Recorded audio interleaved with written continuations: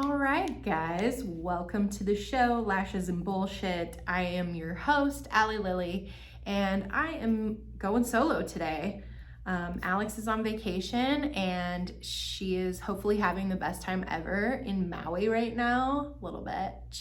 I know we're all jealous. But, she did her thing. She had to quarantine and do all the stuff, get her test done. It was crazy when we went earlier. Last month, we went for my husband's birthday, but it was a trip that had been pushed month after month after month this year. But it was crazy being on an airplane full of people who definitely were tested and came up negative and whatever. Anyway, so I just wanted to talk about a few things today that have been kind of it's been a theme in the questions that I've been getting from people lately, whether, through DMs or during my courses. So I wanted to go over basically just the difference between running your business and letting your business run you. And honestly, it amazes me how many people own their own business but do not take the steps to make it into the business that they love for the reason why they started it. It's we get this great idea of running our own business and we're like, this is going to be wonderful. I'm going to have all of this time. I'm going to be able to make my own hours. And then you kind of start letting it get away with you, things become, I don't know, very time consuming. You end up having to do everything. You'll see when small business owners talk about being a business owner, how you're not just a business owner, you're also your marketing director, your own financial advisor, your graphic designer, you are posting on Instagram all the time, you're also your own janitor. Come on, it's a lot of fucking work. But there are little things that we can do. Sorry, I'm drinking coffee and water. It is the morning time. And I don't know why, I just really wanted to bust this out and talk about it a little bit, open up the conversation.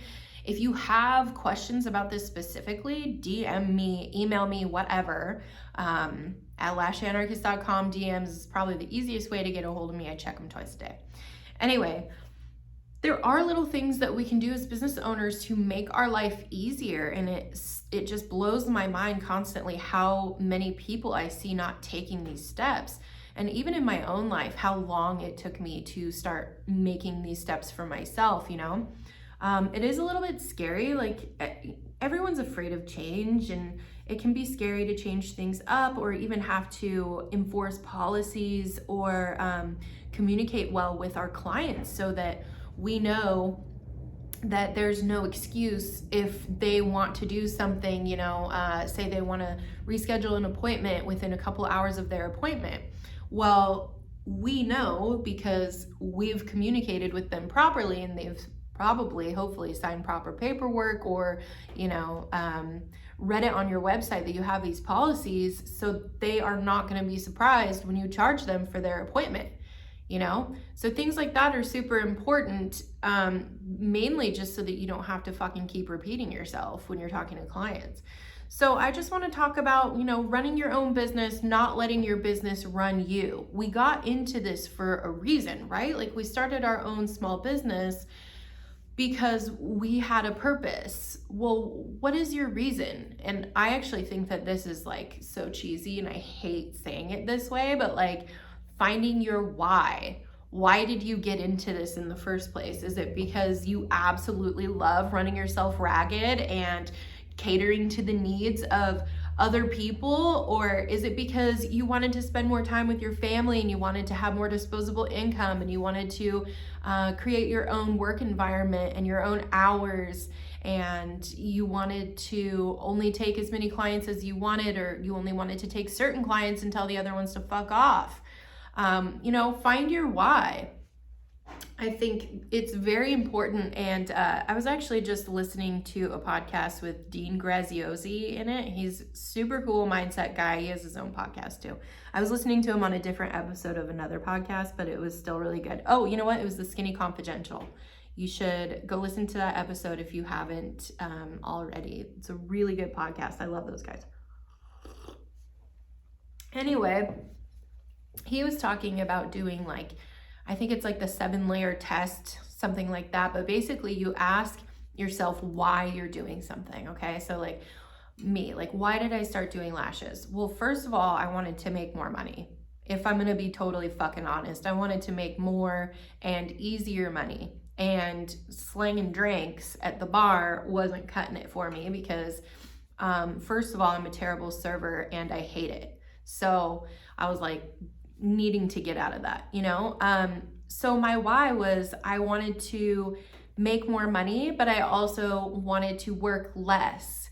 And it's a social job too. So that really fits in with me. I really like talking with people. So, okay, so I get to sit around, hang out with my friends all day long, people that I like, talk to them about their lives, put eyelashes on them, make them feel good. They're gonna give me money. And then also I'm not gonna have to work these long ass hours and then do side work on top of it or like roll silverware. Fuck yes, I'm in. That was my why. Okay, so the 7-layer test goes beyond that though, because you ask yourself your why and then you respond to it. Like, why? Well, I want to make more money. Why? Well, why do I want to make more money? Because money, it means more options for me, right? Well, why does money mean more options for you? Well, because when I don't have money, I, feel limited to the things that I'm able to do in my life. Well, why is that? So you just keep going and going and going. You can look that up or you can listen to that episode, but it is good to ask yourself these questions and really get deep on why. Another one for me would be because I need a social job where I can talk to people, right? Why? Well, because I'm a social fucking human being. And when I'm in situations like when I was cocktail serving, all of my interaction that was valuable to me was actually just with my coworkers. It was never with my tables or the people I was serving, because I really needed to just get them what they needed to get. And then I wanted to get the fuck out of there. Okay, this is stupid. I mean, it's not stupid. This is legit, but like another one of the reasons why I really wanted to get out of the bar and have a new work environment, which this goes into, is it because you wanted to create your own work environment, right? I hate how loud it is at bars, and I worked at a sports bar, and now I avoid sports bars like the plague because they're fucking loud. I hate it when people make sudden loud noises. So like anytime the team scores or like even drops the ball or whatever and people like freak the fuck out, I cannot handle that. I just hate sports in general because I feel like I shouldn't even get into that. My husband will be mad at me.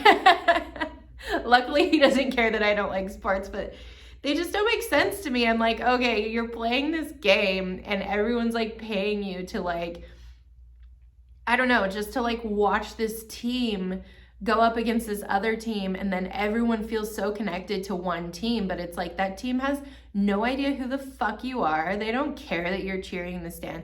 I mean, they say they do, but like you can't control any of the outcome of that game. So I think I am competitive, and I guess I should say I like sport, but I only like being in games that I can control the outcome of, because like, what the fuck is the point? Like, you're just setting yourself up for disappointment. And then even if your team wins, you think you have bragging rights for like, I don't know, 5 days until they lose another fucking game and somebody can like tell you how shitty you are. I don't know.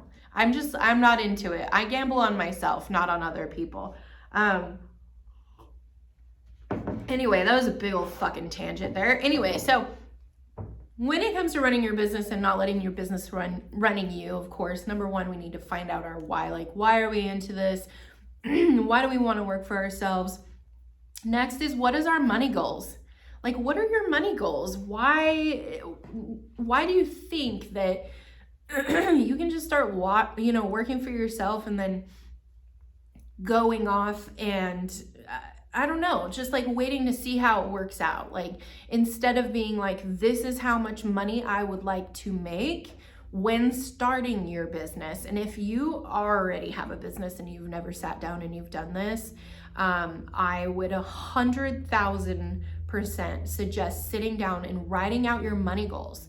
Like, this is what I need to make. This is when I plan to start making that, okay? You can't just like start working somewhere and not know what you're gonna make, right? Like, I mean, for me, anytime I've had a job interview or I start a new job, like, I know what I'm gonna start making right off the bat, and I know what the potential is to make in the future.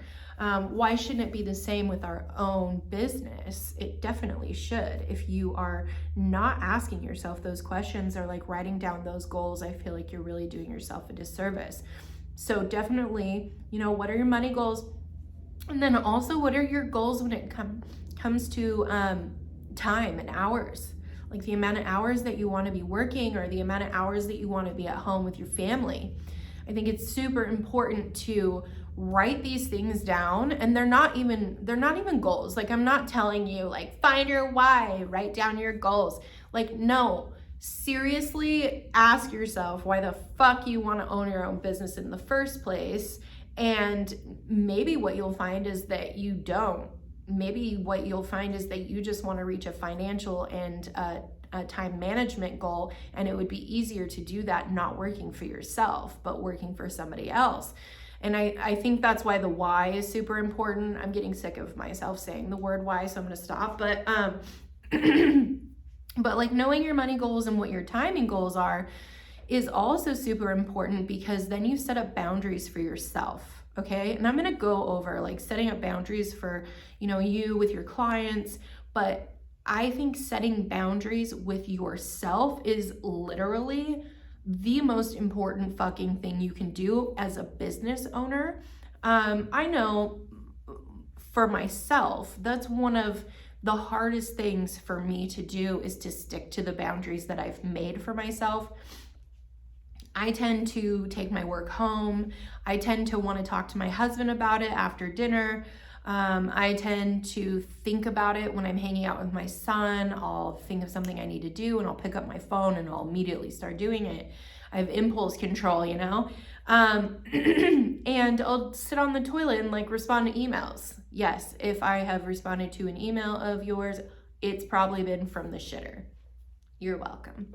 But that's when I think about these things, and I do the bad things too. Like, I wake up in the morning and first thing I have notifications, or I have like 12 emails and I'm like, fuck. So I start looking through them, and I start wanting to put out those fires immediately, when really, like, I have set some boundaries, some personal boundaries for myself of not looking at my phone straight away in the morning. But like, so setting your boundaries for yourself is one of the most important things that you can do to keep your business successful. If you are just constantly running yourself ragged or thinking about it 24/7, like, first of all, you're gonna burn out. Like, you're gonna start hating the business that you fell in love with to begin with, and you just set it up to, basically, if you don't give yourself boundaries, you don't respect your own boundaries, you're just letting other people know. I'm assuming you have a client-based business that you are operating. You're letting your clients know that you don't have boundaries, you don't have personal boundaries, so they don't need to have boundaries with you either. So you got to think about that shit, because if you want to have a business that you feel in control of and you feel proud of, and like you're the boss, you're the fucking boss bitch that like runs your shit, and you have great clients and you make great money and you don't work more than you want to, like, you're gonna have to create some boundaries and some nice little, I don't even know, like, you need to put up some barriers around you just for protection, I guess, some invisible barriers. Let your clients know with full communication on all platforms, whether that's verbal, email, your online booking system, or your website. You're gonna have to be communicative through all of those mediums with your clients so that they can know what to expect from you, and so that you can know what to expect from them, really. So I'm gonna go over finances really quick. I have a few little sections here. I just have kind of an outline, but you know me, I might get off onto tangents or tell stories, whatever, but here we go. All right, so finances. First of all, this is like the number one motherfucking issue I see and I had personally. Like, if you think I haven't been through all of these things that I talk about personally, well, first of all, I have. I wouldn't speak on them if I hadn't made these choices or these mistakes early on and figured out how to fix them. But overhead, that's one of them. I didn't used to realize how much overhead we actually have. Like, we think it's just cost per product, and I'm actually embarrassed admitting this, but I used to teach people how to do lashes, and I'd be like, lashes, easiest money maker, because your only overhead is like $4 to $6 per client, right? Because that's how much your product costs you.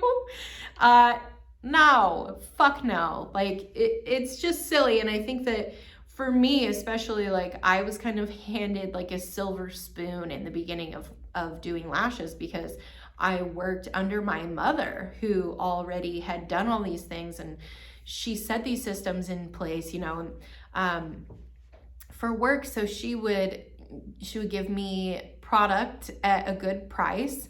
She didn't charge me for rent for a little while because she was trying to help me get on my feet. So I didn't think about these little things. And for a while, I was charging so low that I wasn't making any money. I wasn't profiting anything. I was cutting even. And I'm so surprised at how many of us and how many like very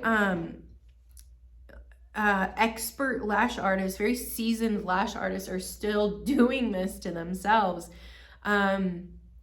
charging lower than what they need to be making. It's like you get into having your own business because you want to make these money goals, and maybe you do make the money goals, right? But you're not taking out your overhead, which, yeah, it's your cost of product, but it's also your insurance, your licenses. It's what you have invested in your business as far as training goes, equipment. It's also your rent, and it's your taxes. Like, I could go on. Like, there's also your website, your online booking fees, the app fees that you use to edit your photos, things like that. Super, super important to be adding all this shit in there, because I mean, at the end of the year, when you file your taxes, you realize that you didn't make any fucking money. I mean, people are like, look for deductions, but it's like, wouldn't it be great if you exhausted all of your deductions and you still had a profit? Like, come on. Isn't that what we're in this game for? Also, you have to take into things that, okay, so I'm talking finances, so not just your overhead, but like, how about your clients that are no-showing you or canceling last minute, and then you just are sitting there an extra 1 to 2 hours with no money coming in? That all goes into your overhead as well, and that comes out of your fucking profits right there. Because, I mean, say you have, well, I'm speaking to the moms right now. Say you have a babysitter and you have an appointment, and you have an appointment after it, but then your first appointment doesn't show up. Well, fuck, are you gonna go get your kids and send your babysitter home for 1 hour and then take them back? Like, no, you're out however long it is that you had to pay your sitter. Like, you're not gonna pull your kids out of preschool or, I don't know, whatever else you pay for, daycare, because you had a cancellation. Like, no, you're just fucking out. Like, you have to think of things like that. And you need to set boundaries right off the bat for that, and expectations. You need to communicate with your clients that that's unacceptable and that's not the way that you allow your business to be run. So the next thing when it comes to finances would be, what do you keep aside for taxes? Okay. This is something that I learned the hard way again, multiple times, is getting to the end of the year and then having to come up with a payment plan with the IRS because I hadn't saved any of my money to pay them out. Well, first of all, One of the solutions that I really love, and it sounds kind of scary or daunting at first, but paying your taxes quarterly will really save your ass, because then you have smaller amounts that you owe every 3 months instead of that fat ass amount that you owe at the end of 12 months. You can also pay into the IRS, monthly or quarterly, and still pay at the end.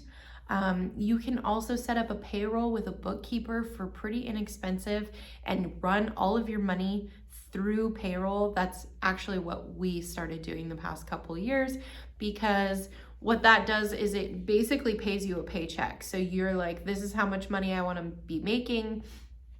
It runs your money through a payroll system, which takes taxes out. So now at the end of the year, I'm just pumped because I get a refund. And that's fucking rad. And then it also keeps you on your budget too. So at that point, like, you're getting a monthly paycheck or a bi-monthly paycheck. And then everything that's left in your business is what you can invest back into your business. And that brings me to my next point, which is, what are you keeping aside to invest into your business? Okay, you can't just like start a business and like get on a roll and be like, oh, this is great, my business is perfect, and then never reinvest anything into it. Like, no. You need to invest in, first of all, yourself, courses either on techniques or different services, or business courses or social media courses. Maybe you don't know how to grow an email list. So maybe you pay for an online course about how to grow an email list or how to even set that up. All of this is going to make your business grow and become more profitable. I actually read this really cool book a long time ago that I don't remember the fucking name of it, but it was something about salon ownership, and it was kind of like an outdated, like kind of a weird book, but I just remember listening or reading this one part where this really successful salon owner, a hair salon owner, she was talking to the individual stylist, and she was like, the only way that you're ever gonna have 100K years where you profit 100K is when you sell retail. And that got me to thinking, and I was like, well, fuck, how do I sell retail, and retail is cool because like you invest in it. Say you sell eyelash wash or whatever, you buy the eyelash wash, it doesn't cost you any more time to sell something like that. It's a flip. So basically you buy it for a price, you're the middleman, you retail it to your client, and you just add that onto a service, and you just made $20 more on that service. If you add that up over time, that's a shit ton of money. That can be a whole second income or a part-time job, so that stuff to think about. Keeping money aside for investments into, whether it's into a retail line that you are going to start selling out of your shop, or if it is into some classes that you need to take, or some coaching, some business coaching. That's one thing actually that I wish I would have done sooner, and I kind of did. I would take classes and I would have mentors, but I really wish that I would have started investing in business coaching much earlier. And of course that depends on your goals. Like, I have always had lofty goals. I want to expand my business. I want to make it into something bigger. I want to get into coaching others so that they can have the same success that I found in my lash company. I want them to be able to find that exact same success and time management and financial management, so that they are like, there was a while there, there was years there where I was making over $100,000 in a year profit, and that was just off of lashes and a few private trainings here and there. And that was before I started doing my group trainings. And once I started getting into group trainings, that's when I stopped taking appointments, lash service appointments. I got into retail and my group trainings, and that, like, scaling like into something like that is obviously not for everybody, but who's to say that you can't still make $100,000 in a year, or like whatever. You don't even need to make $100,000. It's not like there is a certain number that any one person has to hit before they find their happiness level. It's different for everybody. But the thing is like, how are you going to hit those goals if you don't even know exactly how to do it, or you haven't talked to anybody who's already done it? You know what I mean? Anyway, okay, I want to kind of sideswipe this conversation that I'm having, and talk about some of the things that are going to help you run your business rather than let your business run you. And one of those things that I really like to push all the time, and like I said, I'm still surprised that there are lash artists, hairstylists, nail techs that are straight up not using these things to further their business. But one of them is your online booking. We have so many online booking apps now that there is absolutely no fucking excuse why you are still doing it to yourself, writing appointments down in a fucking notebook. Seriously. And if you are one of these people, you're probably one of my friends that I've already talked to about this a billion times. But your online booking app should be something that you implement as soon as possible. And let me tell you why, okay? I know that you're worried about giving up control or letting your clients have too much control over your appointments, but let me tell you, that is just a mindset that you are stuck in, and it is not fucking real. What is gonna happen if you give up the control into your online booking website? You call it giving up control, but really having an online booking website is going to give you more control. It's not going to let you be out of control of your appointments. By the way, there is a setting on every single online booking app where you have to approve each appointment. And I always had that on. Like, if somebody was requesting an appointment, that's exactly what they're doing. They were requesting an appointment from me. And if it worked in my books, I would accept it. Or I would message them, text them, whatever, and I'd be like, hey, do you mind moving a half hour later that day? Or do you mind coming in the next day the same time, or whatever? You still have that option, but guess how much time this fucking saves you? It is such a time saver, which is an energy saver. First of all, how many times have you been out to dinner with your significant other or your best friend and you're like, hold on, I really want to order right now, but I am trying to reschedule this client and they are being so fucking annoying. They're like telling me all the times that they can't come in and not, I'm giving them all these times and they're just like, nope, that won't work. Nope, that won't. Like, no, fuck that. Fuck the back and forth, for real. It is going to be such a time saver, and you are still going to be fully in control of your books. You set up the amount of time, that it takes you for each appointment. You put in each appointment, you let your clients go through, read the descriptions. You know what else this does?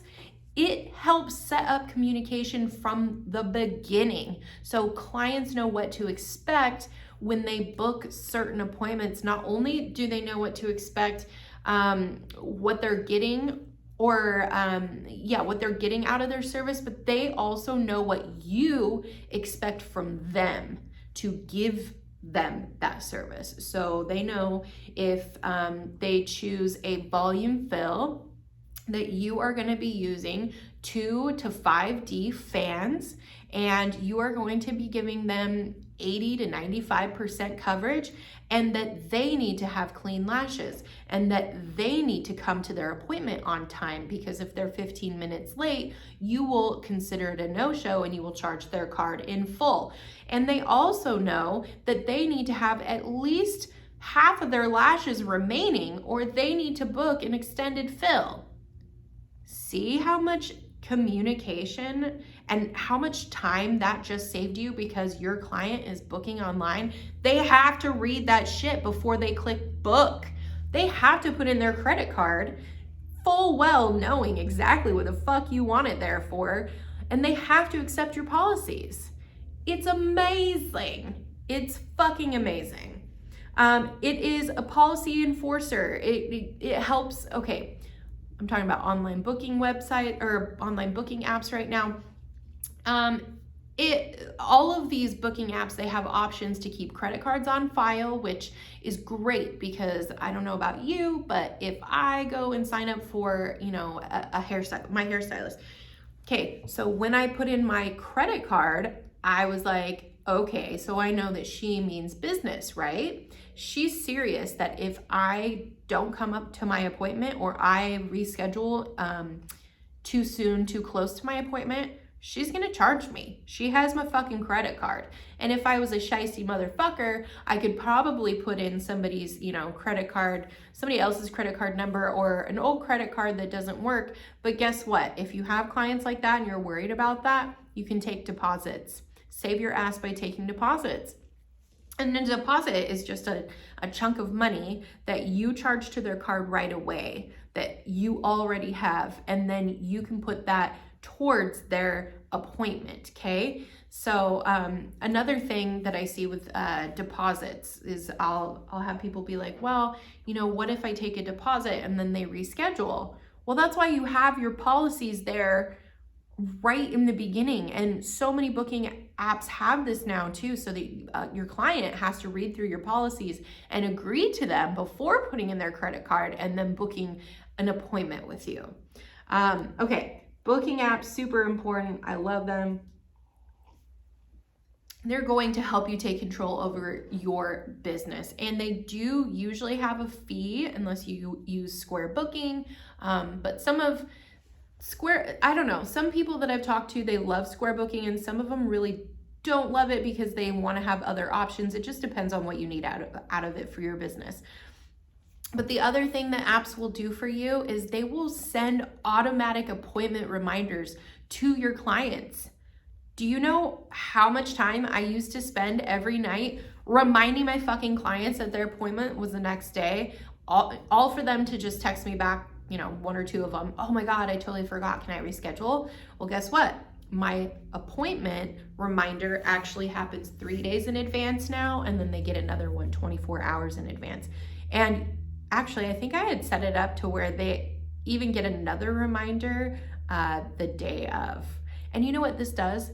It is just more communication. It is just setting up a communication with your clients so that if they need to reschedule, they have time. If they say they forgot or they're like, no, I thought my appointment was on Thursday. I'm like, bitch, you had 3 reminders. Don't even try to pull that you didn't know or whatever. Like, I know you got reminders. And the first thing I'll say is they'll be like, oh my God, are you getting your appointment reminders? You know? And they can be like, yeah, but I didn't look at them. Well, whose fault is that? It's not yours.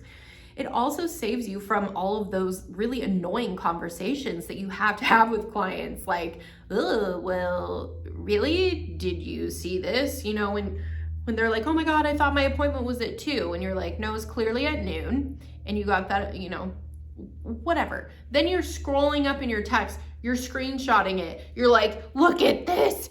We said noon. You're saying 2?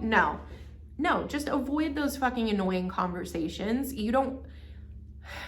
With policies, if you want to enforce policies, I'm telling you, you have to tell your clients in so many different ways. You tell them on their client intake form. You tell them on your booking app. You tell them on your website. You tell them verbally. You tell them through text. You tell them because when they, I don't know, disobey one of your expectations or your requirements of being a client of yours, you can be like, dude, you knew this. Like, my policies are everywhere. Come on. Put it on a highlight on your Instagram. Put it on your fucking Facebook. Put it on your fucking face. Tattoo your policies on your face. Just kidding. You know what else booking apps are really good for is attracting new clients. First of all, if you are on a booking app, you're gonna pop up on Google faster, on search engines. You okay, so I had Vagaro for a very long time. I loved Vagaro because it took reviews for me. It would ask my clients to leave reviews. And then if somebody was like just on Vagaro because they had another service provider on there, say they got their waxing done by somebody who's on Vagaro, they could go on to their Vagaro app and search lashes, and I would pop up if I was in their area. So it attracted more clients to me. And then it also is, I mean, it's just easy. Imagine how much easier it is. Okay, well, first of all, I'm just gonna break this down really simple. People are simple, okay? People want things to be easy. The less steps you can have to get somebody to schedule an appointment with you, the better. They don't want to go through a bunch of steps. So say somebody comes across your picture on a hashtag. Somebody's looking for lashes in Scottsdale. Scottsdale lashes. Hashtag Scottsdale lashes. So they click on that. They see my picture of, I don't know, some lashes that I did, and they're like, oh, this chick looks good, right? And then they go to my Instagram, they look around, they're like, okay, I think I could maybe do an appointment with her. Let's see. And then they are looking at how to book an appointment. Guess what? You can have right on your Instagram page, book. It's a little button called book. You hook it up to your online booking app, and they can, bam, they can see all of your appointment times, your appointments available, what you do, your pricing, your policies.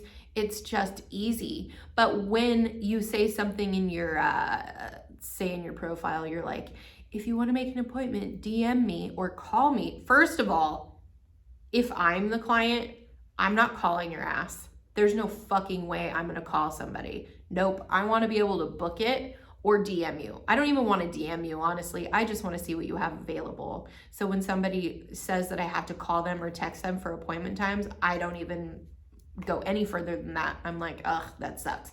Back up. I don't care how good you are. That's just not, it's just not convenient. Make it as convenient for people as possible. You are 10 times more likely to book a client if you make it easy, if they can just click book.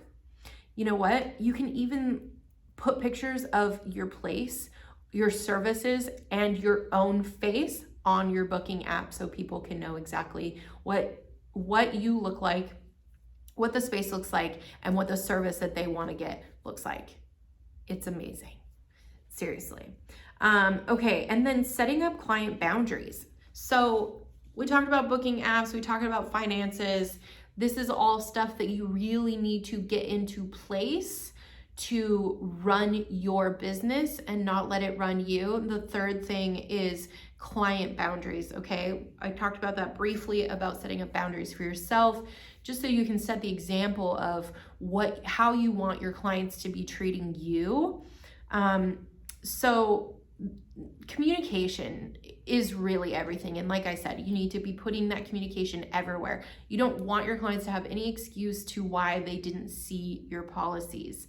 And policies are key. They are absolute key because you are telling them what you expect from this relationship that you are going to have together, where you provide them a service, they receive the service, and they pay you, okay?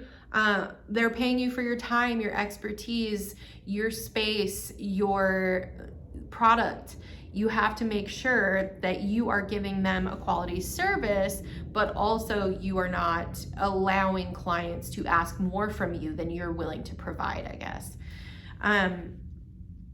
I get this question a lot, but, or I guess this complaint, or people don't know what to do with a client who is negatively affecting their space, if that makes sense. So do you ever have a client that, like, they're fine, like you don't love being around them, but like they pay you well, they give you a good tip, whatever, but say they come in and you just don't enjoy seeing them on your books because maybe it's awkward around them, maybe your personalities don't mesh, or maybe they're always unhappy with what you do.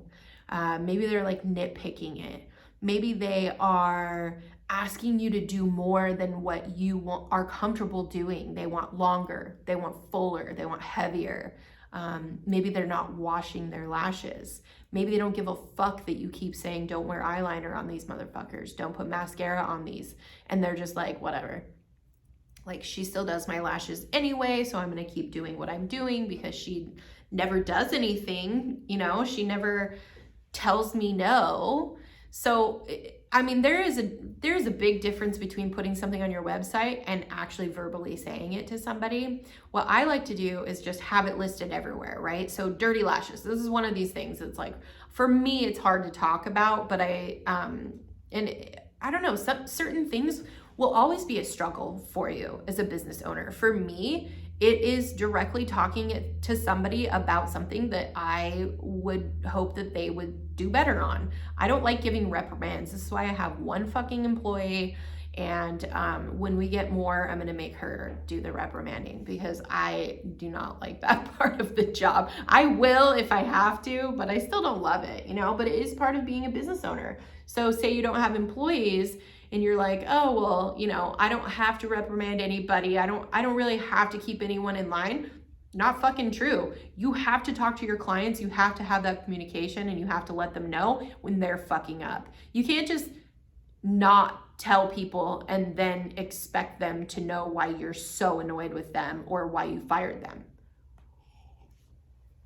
So if somebody is affecting your space negatively or you don't like seeing them on your books, you need to talk to them about why, okay? So say someone comes in with dirty lashes and you're like, fuck, this is annoying, whatever, you just wash them and then you do your thing, right? And then they come in with dirty lashes again. Are you just gonna keep doing that? Or say they're coming in with like barely any lashes and you're like, fuck, this is annoying. I hate this person. They always come in with like 20% of their lashes and they think they're getting a fill. It's so annoying. You need to tell them at every appointment. You need to be like, listen, okay, so say you let them get away with it once. Maybe it's a fluke, okay? But then they come in again. They have 20% of their lashes or their lashes are dirty. You're gonna be like, hey girl, your lashes are looking really low today.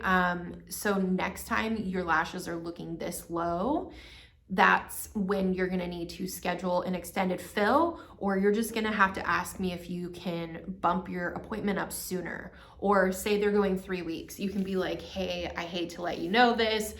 This kind of sucks, but you know, I'm the exact same way. You're a 2-week filler. So you need to be coming in at 2 weeks or you're gonna have to schedule an extended fill or a full set, whatever your policy is.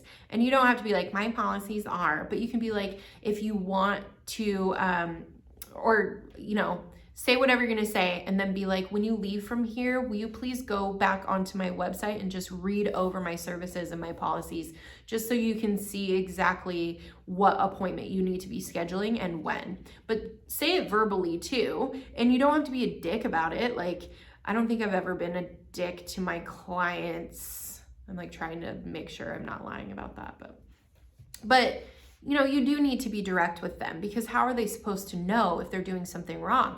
If somebody comes in to you and has 20% of their lashes left and those 20% are all grown out and you end up taking them off and then giving her a full set, but like never saying anything and just getting annoyed, and then eventually you want to fire this person, it's like, how are they supposed to know if you never said anything?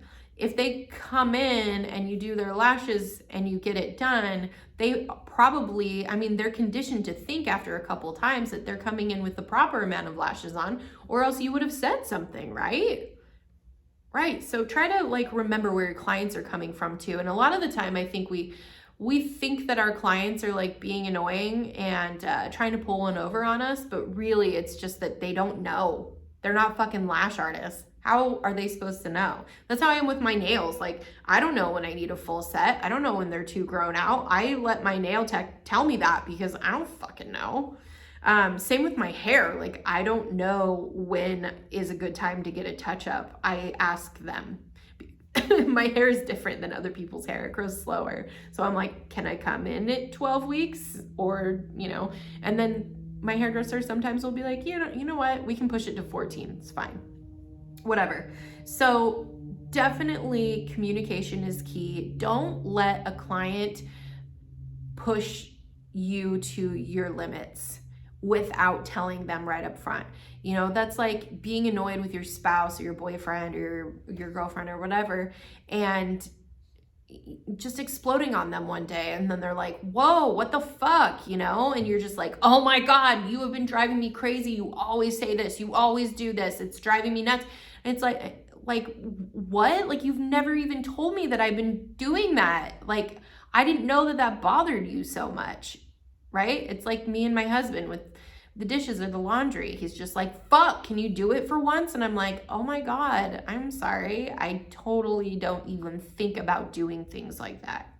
I literally don't. But if he's like, hey, do you mind like unloading the dishwasher? I'm like, oh, cool. Yeah. You know, so that's, you know, welcome to my marriage. Poor Vike. He's the sweetest. Okay, and then the same goes with clients that are not following your policies, whether they're always being late, they're rescheduling, they're bringing kids in. Okay, that one is huge for me. I hate turning clients away. Like, I don't know, this has happened to me before where it's summer vacation. My client will come in, they're like, I'm so sorry. They're just gonna sit here with their headphones on and they'll be really good, I promise. And then they're fucking eating chips and the bag's super fucking loud and it's driving me crazy. Or they're like coming over, asking me questions, touching all my stuff, shaking their mom, can I have this treat? It's like, dude, don't bring your fucking kids. I'll let clients get away with it one time, but I definitely put it in my policies, and then I'll text them afterwards, like say they leave and it's too awkward. I'll just text them afterward and be like, hey, you know, today was no problem. I understand that things happen, but I really can't have kids into my professional space. I'm really sorry. You'll have to find a sitter next time, or just let me know and we can reschedule. And the other thing with that is I will kind of blame it on my insurance. I really like to find things to blame it on. If you want to cut off a discount that you're giving to your friend, blame it on your bookkeeper. Be like, I got a new bookkeeper and you know what? I have to cut off all discounts. Everyone across the board, friends, family, my discounts are shut off. I'm not making the profit that I'm supposed to. And you just fucking blame it on somebody else. And if you don't have a bookkeeper, first of all, get one. And you don't even have to get one all the time, but like, how about you have like a consultation with a bookkeeper that's gonna help you learn how to keep your books better. Super important. That's just another part of owning your own business and running your own business and not letting your business run you. And then, okay, so the last thing I want to talk about is clients who like I said earlier, like some clients are totally oblivious and they are like you think that they're trying to pull one over on you, but they really just don't know. They're really just innocents, you know? But then there are clients that are constantly trying to pull shit over on you, okay? So like I had a client forever and I will never forget her. I actually have a couple of these, but this one is one that I won't forget because she drove me fucking crazy. But first of all, I would do her lashes. They were gorgeous, whatever. I did such a great job on her because she actually had easy lashes, which was great. Okay, so then she'd message me a week later and she'd be like, hey, Allie, I just have this hole. Do you mind just fixing this one little hole? And I'd be like, fuck, okay. Or she'd give me some excuse. It's my birthday tomorrow and I just have like one little missing space. You mind if I come at the end of your day? It'll only take like 20 minutes. And that was the other thing. I didn't realize how much she was telling me about my job. So first of all, she's telling me that I will allow her to come at the end of my day, right? And then she was also telling me how long it would take me to do my job. Well, how the fuck does she know? She worked at a fucking bank. She didn't know how long it would take for me to do her lashes. So yeah, anyway, she'd come in. It would always take me 45 minutes or an hour to fill one little hole, which, you know, that's never how it works.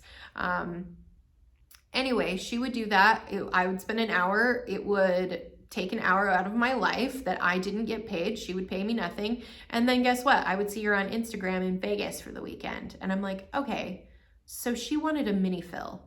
And she used me to get that done. That happened about 3 times over the course of probably 2 years where I was just like, she's fucking pulling one over on me.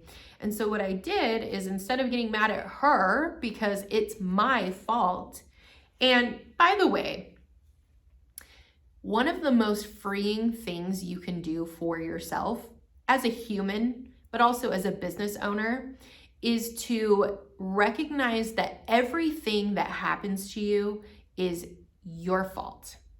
It is your fucking fault. In business, it's your fault. If your client is taking advantage of you, well, guess what, honey? You probably told her in your actions or your non-policies that that is allowed, that you will accept that behavior. So eventually, once I figured out that she was doing this, I was like, okay, I need to figure a way out to not allow this to happen anymore. So eventually what I did is she would say something like, oh, you know, I have this little amount, like, can I come in at the end of your day? I would be like, actually, no, I'm done working at 5. Like, I would just be like, oh no, these are my hours, okay? So first I'm telling her how long I work during the day. Like, no, sorry, I don't have any extra space today. But I did just add a mini fill option to my website. So if you are under 2 weeks and you just want a touch up, a little mini fill, you can book this for when I have space. Just head to my booking app and book it. Go ahead. So then I just like basically put the ball back in her court, and that way she can go on and book a mini fill whenever she needs to go to Vegas for the weekend for her birthday or whatever. And it's not me resenting her, because then I get paid. She knows I'm not putting up with that shit anymore, and I'm not working late into the evening. And then also it gives the client the responsibility, okay? This is one of the things that I love about booking apps is it takes the responsibility off of you. You already have so many responsibilities as a business owner. You don't need to have the responsibility of keeping track of your clients' appointments as well. They can keep track of their own appointments. They can book them whenever they need to. They can book out as long as they want to. If they need a little mini infill, you can have that option and they can book it. It's amazing. So you just put the responsibility into their hands as much as you possibly can. Call it outsourcing, call it delegating, call it whatever you want, but it's going to be such a time saver. So yeah, taking control of your finances, taking control over your booking. So your booking app, definitely get that in place if you haven't. I'll probably do more episodes where I like talk about that and really push it. But yeah, giving up a little bit of control is what it feels like to you, but really in the long run, it helps you take more control over your business. And then creating client boundaries and learning how to communicate with people. If you're old enough and you're adult enough to own your own business, you're old enough and adult enough to speak to your clients and speak to other adults and set boundaries for yourself and for your clients. And all this is gonna do is make you a happier, better business owner, mom, wife, husband, boyfriend, dog owner, dog mom, whatever the fuck you are, it's gonna make you a better person. You are going to cut hours out of your day and hours out of your week just doing a bunch of shit that you don't need to do. One of my favorite things I remember is I was kind of stuck in old bad habits when I first got my booking app. People would message me and they'd be like, hey, do you mind rescheduling my appointment? I have whatever come up. And I would still do it. I'd be like, oh yeah, what do you need? And then I realized I set like, in my notes, I wrote out something that I would just copy and paste, and I'd be like, hey, I'm with a client right now, or whatever. You can say, hey, do you mind going? You don't even have to give an excuse. I don't know why I even said that. Hey, do you mind going onto my booking app? Here's the link, and just cancel that appointment and reschedule. Or if they hadn't made an account on your booking app yet, just be like, just go on and schedule the new appointment that you want and I'll cancel it for you. That way you are putting all of the responsibility into your client's hands, and you don't have to keep track of their appointments. They can see what you have available. If they text you and they're like, well, first of all, they're way less likely to text you and ask you to move mountains for them. But maybe they're like, oh my God, I was looking for something on Wednesday, but you don't have anything. Well, you can just message them back and be like, oh yeah, it looks like that day is fully booked. What else works for you? Or you can be like, see if there's any openings on Thursday or Friday. You don't even have to like give excuses anymore. They are more likely to see your books and not fuck around with you because, I mean, they can see your schedule. It's actually great. They can't see what you have booked there. You can literally block out a whole day that says, I'm going to lay in bed and watch Netflix all day today. And it'll just look like on their end that you're fully booked out. You don't even have to say that you're closed. It's wonderful. They don't even have to know what days that you take off or what time you stop working. It's not any of your clients' business, and it's not up to your clients. It's fucking up to you. Okay, so this episode was maybe not as fun because I don't have my little sidekick here. But I really did want to talk about this and touch on all of these things today. I really think it's so important to figure out how to run your own business and not let your business run you. You don't want to resent your clients. You don't want to resent your business. You don't want to let it take time away from your own personal time, your family. So these are some of the things that you can do starting now that can really impact your business for the better. So I can't wait to see you guys implement this and talk about this some more on some future episodes. If you have any questions, like I said, leave it in the comments if you are watching this on YouTube, but also DM me and I will answer your questions, or I'll answer them on an episode. All right, so this has been Lashes and Bullshit solo episode with me, your host, Allie Lily. It was really nice talking to you today. Have a great week. Later, guys.